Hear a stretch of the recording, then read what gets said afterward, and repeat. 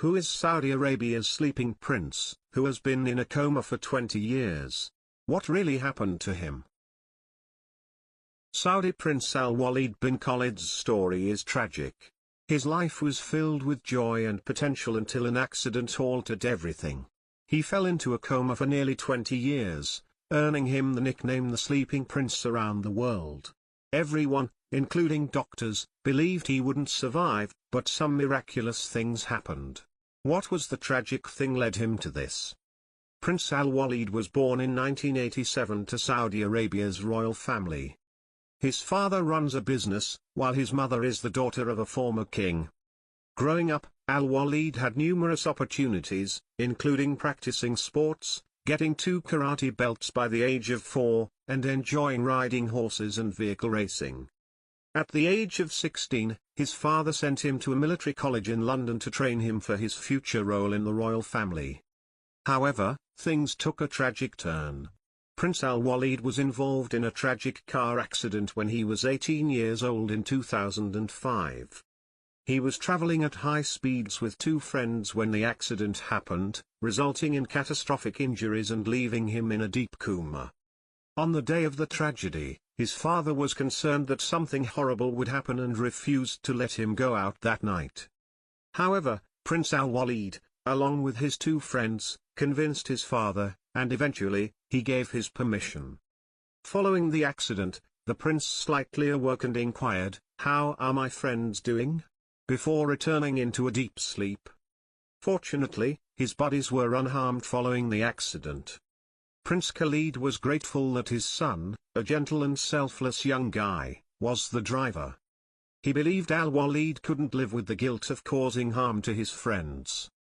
After the crash, a team of doctors, including 3 from America and 1 from Spain, tried to stop the bleeding in his brain.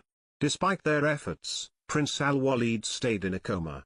At first, doctors said he wouldn't survive more than 72 hours, and when the machines were turned off, it was announced that he had passed away. Prince Khalid had to decide whether to keep his son on life support or let him go. He said, "Who am I to take his life? If God wanted him to pass away in the accident, he would have been buried already." He added, "The one who kept him alive can also heal him." Luckily, the doctors were wrong, and Prince Al-Waleed didn't pass away. However, for the first 18 months, there was no sign of improvement, only some small reflexes. Despite this, his family never gave up hope. They stayed by his side, frequently speaking to him as if he were awake, keeping him informed of events and updates in their life. Surprisingly, a turning point occurred when Al-Waleed began breathing on his own for 3 months without the use of a mechanical ventilator. This little but considerable improvement gave hope to his family and medical team. In 2016, after more than a decade in the hospital, Prince Al-Waleed was moved to his family home in Riyadh to continue his treatment and care in a more familiar setting. Prince Khalid, his father, always believed in miracles and never lost hope that his son would recover. Slowly, small signs of improvement started to show. Al-Waleed began responding to touch and voices, but only to certain people, like specific doctors, nurses, and close family members. He also started making small movements, which gave his family hope that he might recover. In 2019, Prince Al-Waleed's aunt, Princess Khalid bin Talal, posted a video of him moving his head. A year later, another video showed him responding to a woman's greeting by flexing his fingers and lifting his hand. The videos received millions of views and inspired hope for his recovery.